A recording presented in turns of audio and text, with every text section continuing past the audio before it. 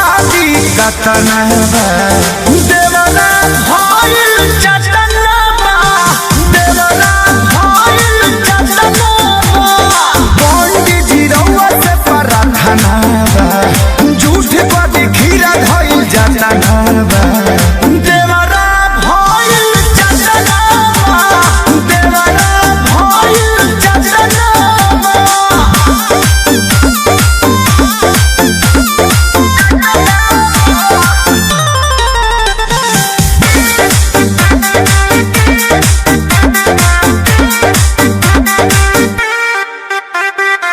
नमी नवरात बा तनी नट रात बा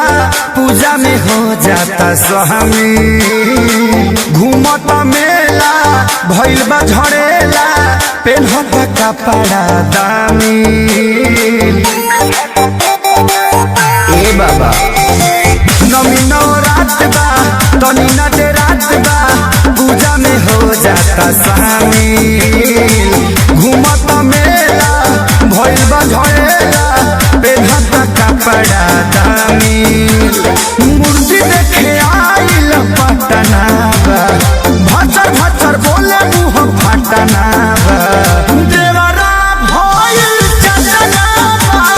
देवरा भइल चटना।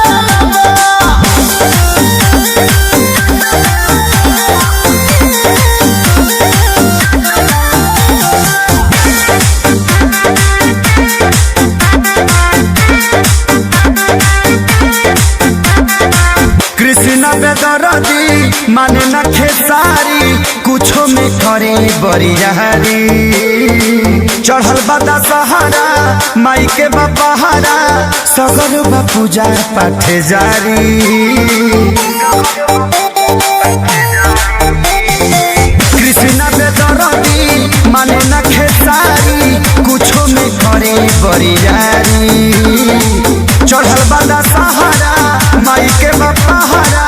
सगर बा पूजा पाठ जारी अरे घटे